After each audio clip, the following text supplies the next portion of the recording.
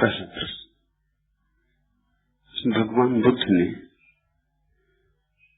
ज्ञानोपलब्धि के तुरंत बाद कहा, स्वयं ही जानकर किसको गुरु कहूं और किसको सिखाऊं, किसको शिष्य बनाऊं।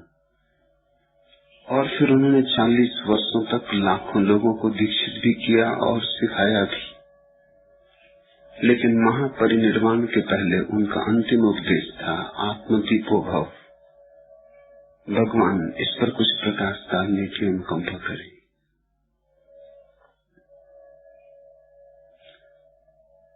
जिसने भी जाना सदा स्वयं से जाना। गुरु हो तो भी निमित्त मात्र, गुरु न हो तो भी चल जाएगा। असली सवाल ध्यान रखना गुरु के होने न होने का नहीं, असली सवाल स्वयं में प्रवेश का है। कुछ साहसी लोग अकेले भी स्वयं में प्रविष्ट हो जाते, कुछ को सहारे की जरूरत पड़ती। जिनको सहारे की जरूरत पड़ती है वे भी प्रविष्ट तो अकेले ही होते, सहारा निमित्त मात्र है। सहारा वस्तुतः सत्य के मिलने में सहयोगी नहीं है, सिर्फ तुम्हारी हिम्मत बढ़ाने में सहयोगी। जैसे तुम डरते हो गहरे पानी में जाने में और कोई कहता घबराओ मत, मैं किनारे पर खड़ा हूं, तुम जाओ, जरूरत होगी तो मैं हूं, मैं कूद पड़ूंगा, बचा लूंगा। तुम जाते हो, जरूरत कभी पड़ती नहीं, क्योंकि वो गहराई तुम्हारी ही गहराई है। उसमें डूब के आदमी मिटता नहीं, पहली दफा होता है। इसलिए डूबने में कोई खतरा ही नहीं। न डूबो तो ही झंझट है, डूब गए तब तो कोई खतरा नहीं, डूब गए तो पहुंच गए। लेकिन जिसने गहराई नहीं जानी वो डरता है। गुरु इतना ही करता है कि तुम्हारे झूठे डर को, तुमसे अगर वो कहे कि ये डर झूठा है, घबराओ मत, कोई कभी डूबा नहीं, या डूब भी गए जो वे पहुंच गए डूबकर, तो शायद तुम भाग खड़े होगे। तुम कहोगे क्या पक्का भरोसा कि कोई कभी डूबा नहीं, और न हो डूबा हो कोई, मुझे तो लगता है कि मैं डूब जाऊंगा, मैं असहाय, मैं अल्प शक्तिवान, इस विराट सागर में अकेला जाऊं, नहीं होगा। या अगर गुरु कहे तुमसे सच्ची बात कि डूब गए तो पहुंच गए, डूबना सौभाग्य है, मृत्यु महाजीवन का द्वार, तब तो तुम इस आदमी को बिल्कुल ही छोड़कर भाग जाओ। यहां रुकना भी खतरनाक है। मिटने कोई नहीं आता गुरु के पास, होने आता है, लेकिन होने की प्रक्रिया मिटना है। तो गुरु ये बातें नहीं कहता, इन बातों को छिपा के रखता है। ये तो तुम जानोगे तब जानोगे।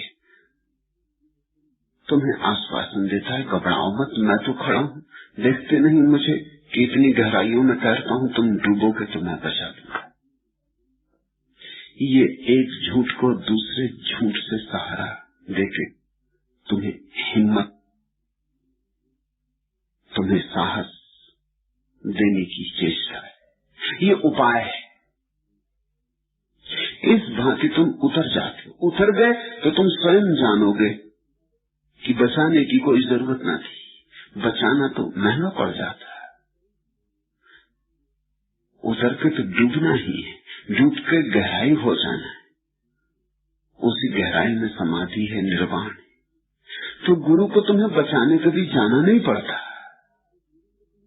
गुरु तो तुम्हें इस बहाने भेज रहा है कि बचा लूंगा, घबराओ मत, जाओ। तो एक दफा गए तो खुद ही स्वाद लग जाएगा, और डूबने का स्वाद लग गया तो राज समझ में आ गया।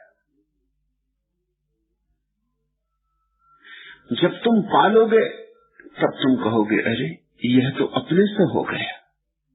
तब तुम जानोगे भली भांति कि गुरु को कुछ भी ना करना पड़ा, फिर भी तुम अनुग्रह मानोगे, यद्यपि गुरु ने कुछ भी नहीं किया। इतना तो किया कि तुम एक व्यर्थ की बात से डरे थे, तुम्हें सहारा दिया। उस समय सहारा बड़ा जरूरी था।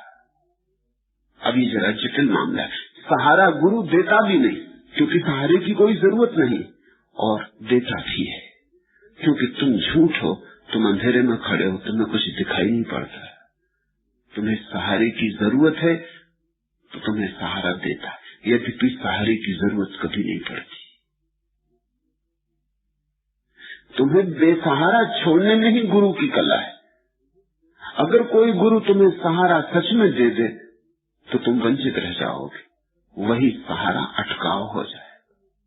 तो बुद्ध ठीक कहते हैं, स्वयं ही जानकर अब किसको गुरु कहूं।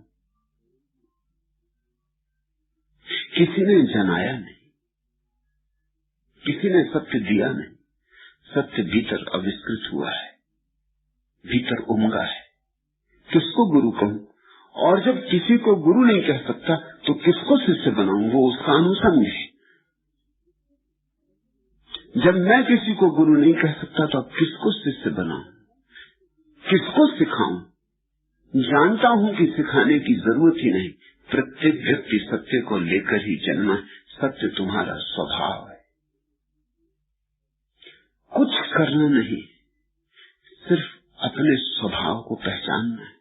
और ये पहचान की क्षमता भी तुम में, सारा आयोजन है।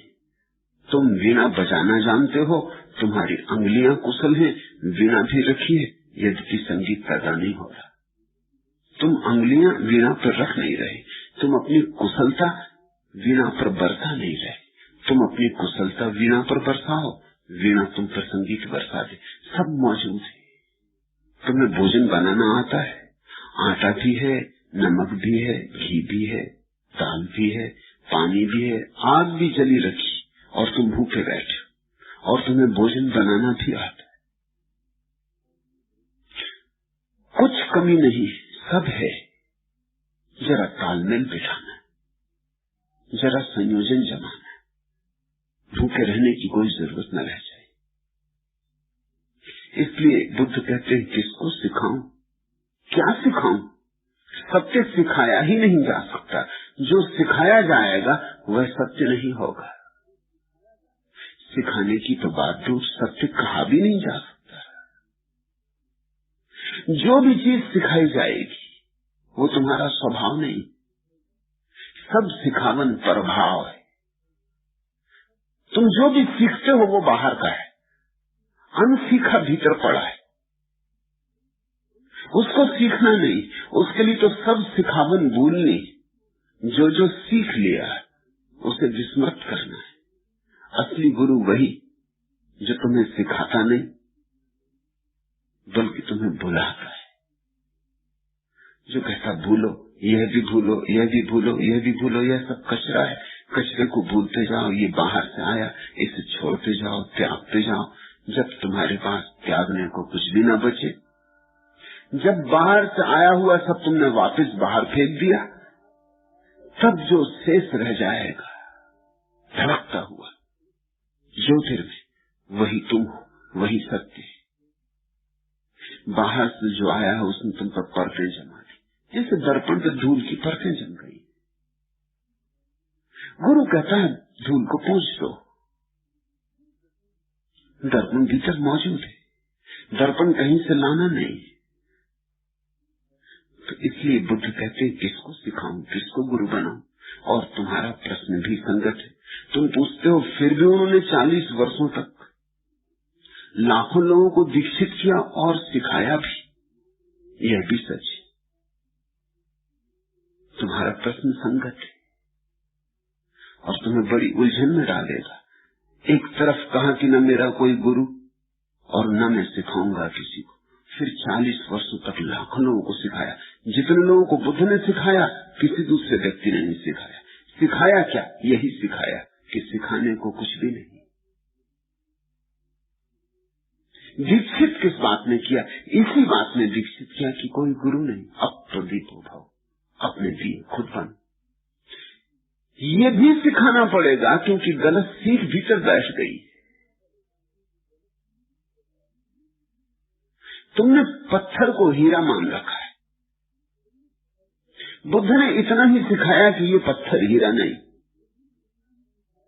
हीरे को सिखाने की जरूरत नहीं, हीरा तुम्हारे भीतर पड़ा है। पत्थर से तुम्हारा छुटकारा हो जाए तो तुम्हारी नजर हीरे पे अपने से पड़ जाए। लेकिन तुमने पत्थर को हीरा मान लिया तो तुम मुट्ठी पत्थर पे बांधे हो, हीरा भीतर पड़ा है, वहां नजर जाती नहीं, क्योंकि नजर तो वहां जाती जहां तुमने हीरा समझा है। हीरे को तुमने छोड़ रखा है, पत्थर पर नजर टिका रखी। तो बुद्ध ने क्या सिखाया लोगों को 40 वर्ष तक? यही सिखाया कि सिखाने को कुछ भी नहीं, थोड़ा अंश सीखना जरूर करना। ये पत्थर हीरा नहीं, बस इतना जानो। जैसे ही ये दिखाई पड़ जाएगा पत्थर हीरा नहीं, तुम्हारी नजर मुक्त हो जाएगी पत्थर से। मुक्त नजर हीरे को फिर खोजने लगेगी।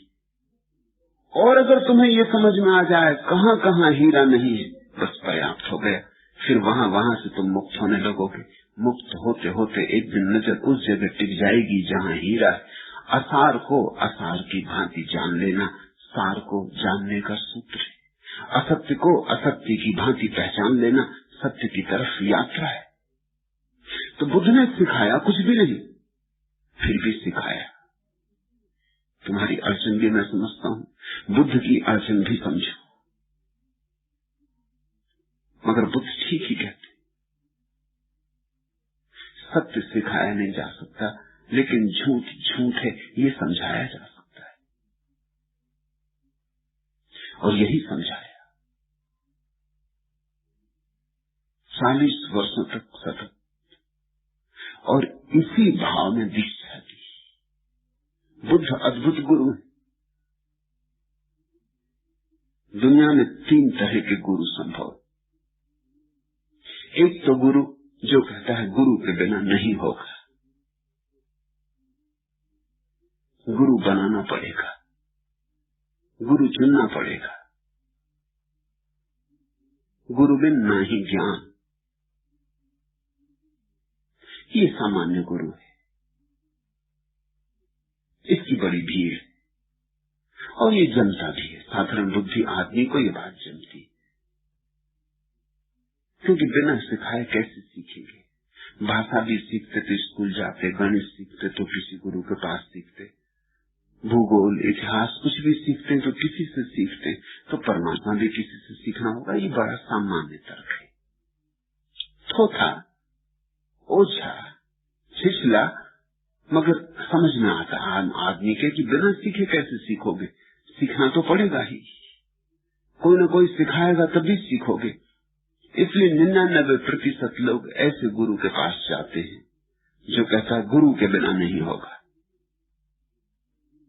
और स्वभाव था जो कहता गुरु के बिना नहीं होगा वो परोक्ष रूप से ये कहता मुझे गुरु बनाओ, गुरु के बिना होगा नहीं, और कोई गुरु ठीक है नहीं, तो मैं ही बचा, अब तो मुझे गुरु बनाओ।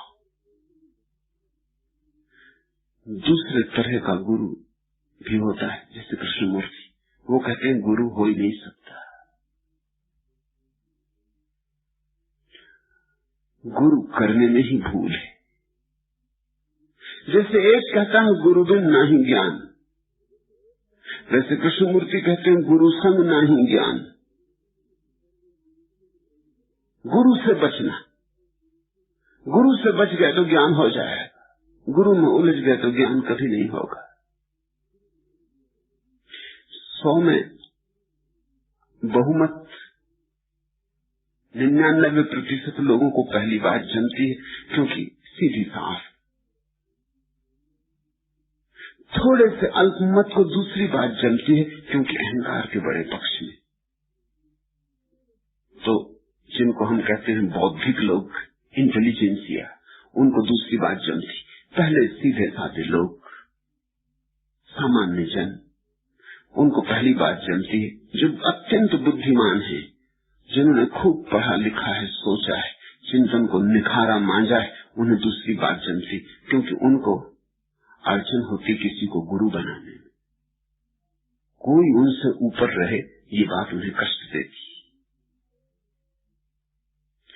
कृष्णमूर्ति जैसे व्यक्ति को सुन के वो कहते हैं आहा, यही बात सच है। तो किसी को गुरु बनाने की कोई जरूरत नहीं, किसी के सामने झुकने की कोई जरूरत नहीं।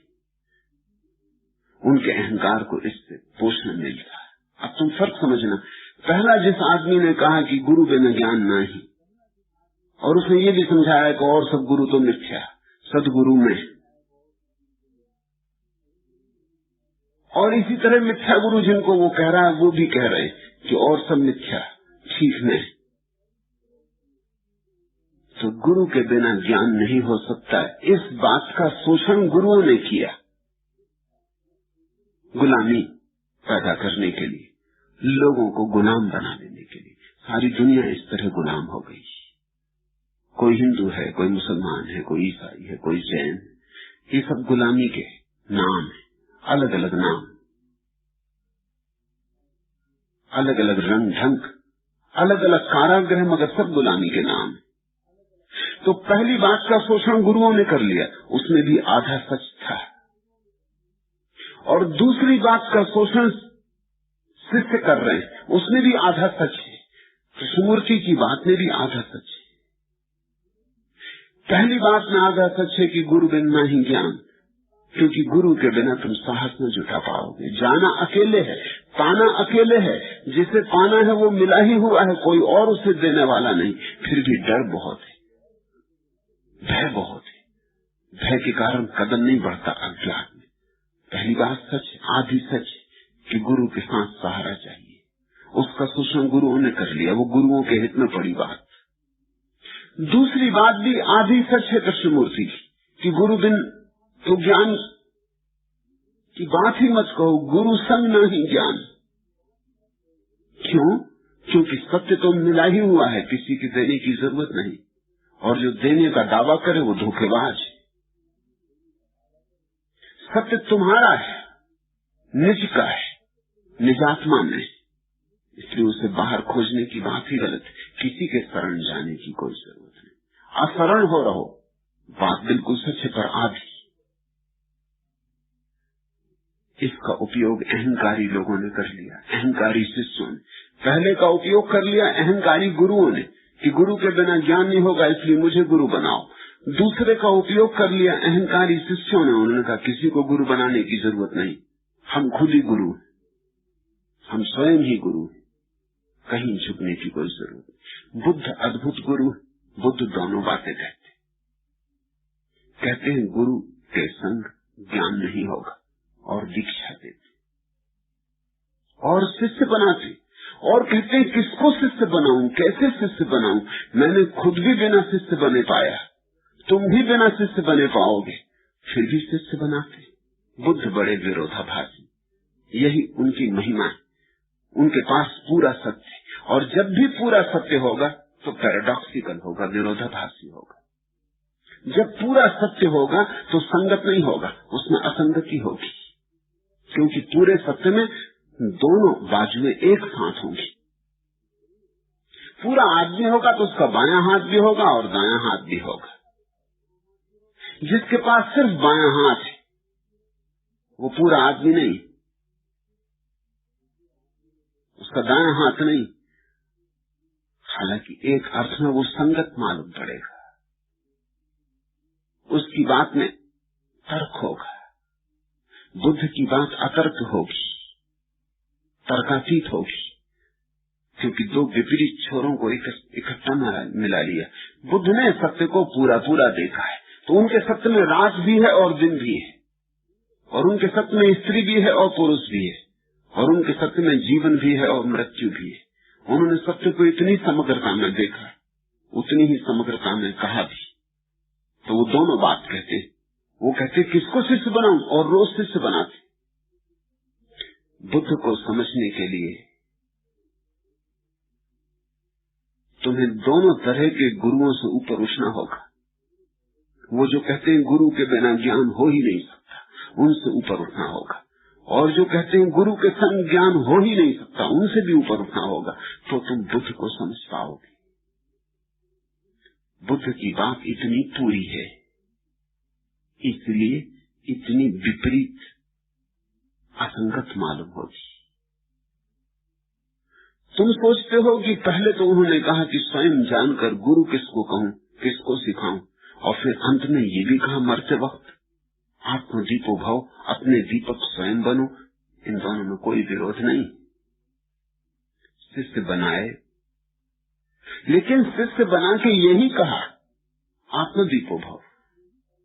यही उनका शिष्यत्व है।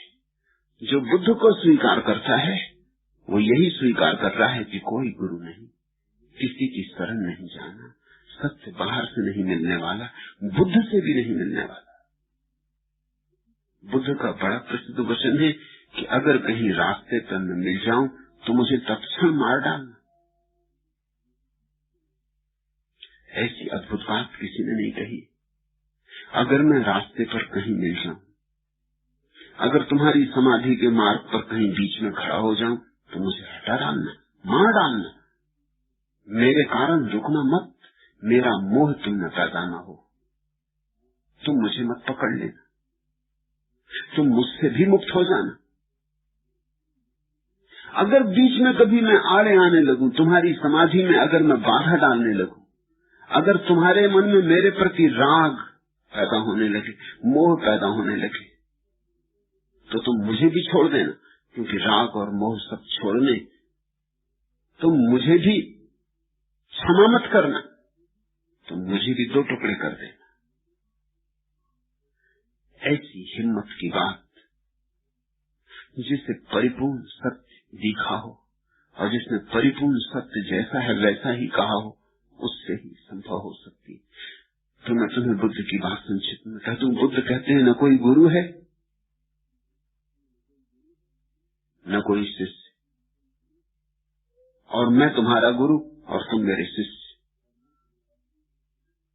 मेरे पास सिखाने को कुछ भी नहीं है और आओ मैं तुम्हें सिखाऊं।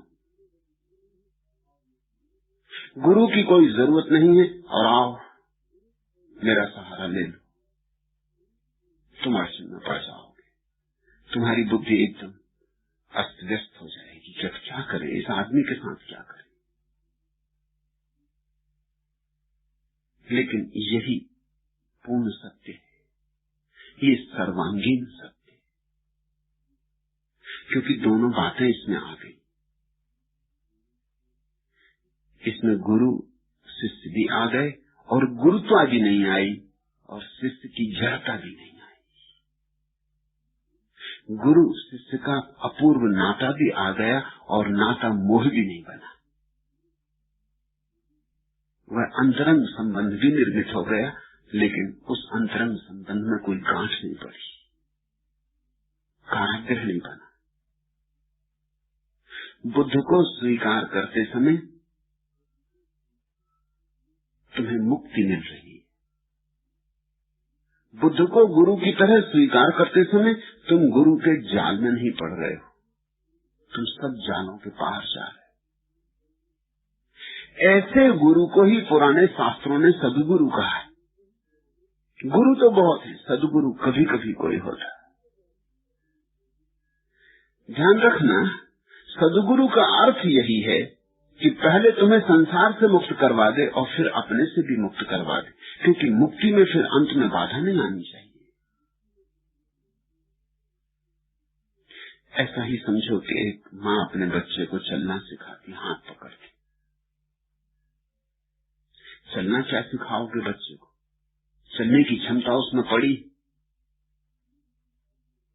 तुम्हारे सिखाने से क्या होगा? तुम्हारे सिखाने से होता तो किसी लंगड़े को चलाओ, किसी के पैर टूटे हो उसको चलाओ, तब पता चल जाएगा कि नहीं अपने बस के बाहर की बात। तुम्हारे सिखाने से चलता हो, पत्थरों को चलाओ सिखा के, तुम पा जाओगे कि ये नहीं होने वाला।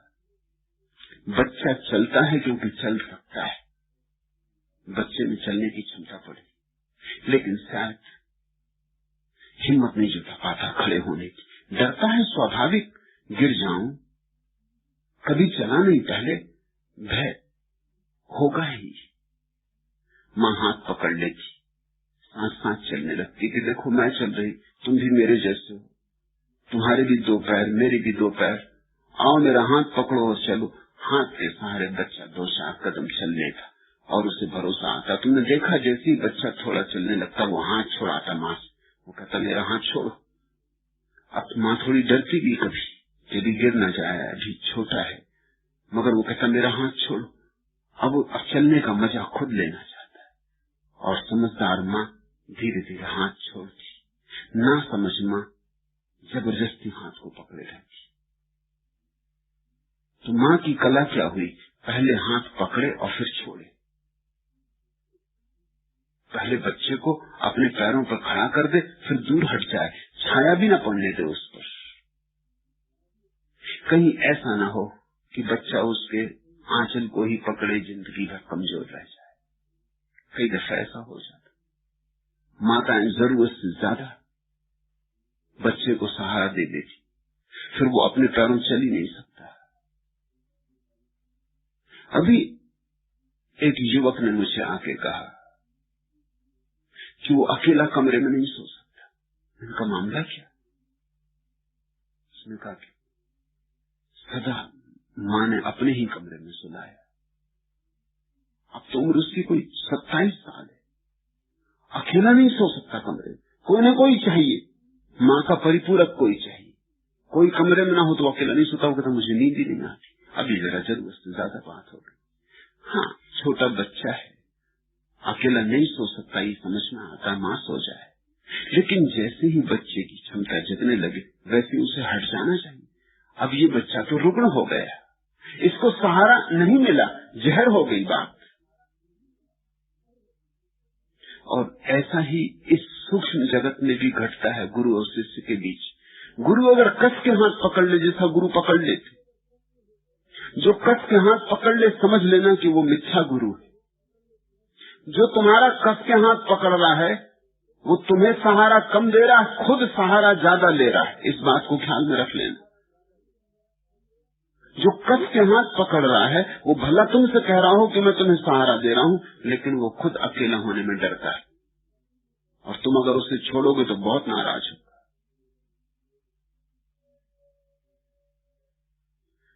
वो बहुत क्रोध से भर जाएगा, वो तुम्हें अभिशाप देगा।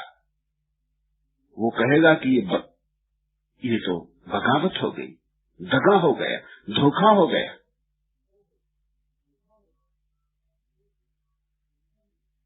ये गुरु खुद ही कमजोर है। ये तुम्हारा हाथ पकड़ के खुद भी हिम्मत जुटा रहा था। ये किसी काम का नहीं, तुम्हें क्या हिम्मत देगा, इसमें खुद भी हिम्मत नहीं।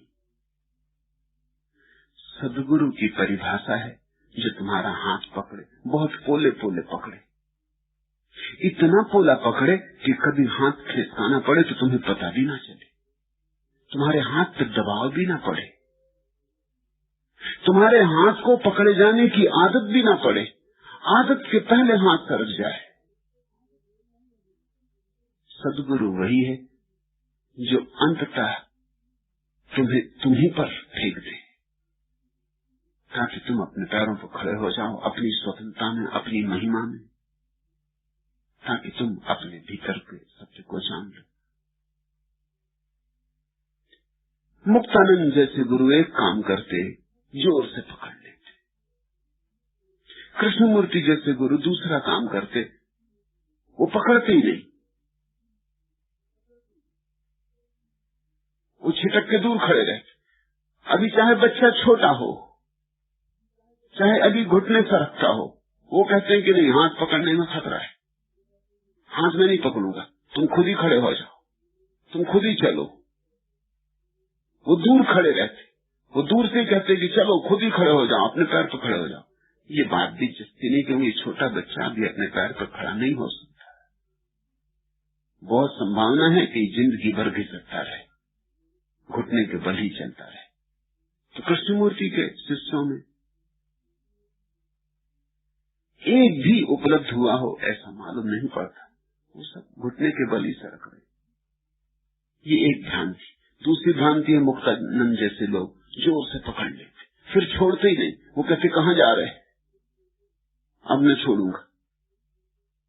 अब एक दफा पकड़ लिया तो पकड़ लिया, तो तुम जवान भी हो जाते और उनका हाथ तुम्हारे ऊपर जंजीर बन जाता, और वो तुम्हारे भीतर एक अपराध भाव पैदा करते कि अगर तुमने मुझे छोड़ा तो ये महापाप होगा, ये धोखा होगा, ये दगा होगा, एक सिंधी महिला ने मुझे आके कहा, किसी सिंधी गुरु के पास जाती होगी कि जब से आपके पास आने लगी हूं गुरु बहुत नाराज, दादा गुरु का नाम होगा। कहने लगी, दादा कहते हैं कि तूने वैसा ही धोखा किया जैसे कोई स्त्री अपने पति के साथ करे। ये तो हद हो गई। शिष्य किसी और के पास चला जाए तो ये वैसा ही व्यभिचार हो गया जैसे कोई पत्नी किसी और पति को खोज ले। जैसे पत्नी को पतिव्रता होना चाहिए, ऐसे शिष्य को गुरु व्रता होना चाहिए।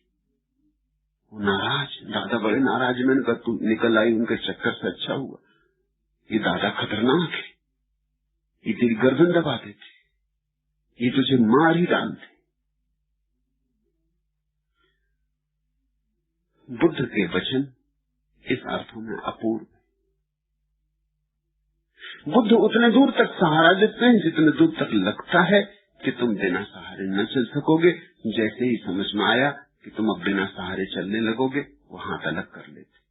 इसलिए बुद्ध ने दीक्षा भी दी और ये भी कहते रहे कि दीक्षा की कोई जरूरत नहीं। शिष्य भी बनाए और ये भी निरंतर कहते रहे कि किसी को शिष्य होने की कोई जरूरत नहीं। यह बड़ी महिमापूर्ण स्थिति है। इसे समझो, इसे समझो तो ही तुम मेरे पास होने का अर्थ भी समझ पाओगे। यही मेरी प्रक्रिया है। मैं चाहता हूं कि मैं तुम्हारे लिए निमित्त से ज्यादा ना हूं, इशारे से ज्यादा नहीं। इशारे से ज्यादा हुआ कि खतरा हो गया। मील का पत्थर जैसे इशारा करता है, तीर बना होता है कि आगे जाओ, दिल्ली 50 मील दूर है। मील के पत्थर को छाती से लगा के नहीं बैठ जाना है। मैं भी चाहता हूं मेरा इशारा समझो और आगे बढ़ो, और पीछे लौट लौट के भी मत देखना।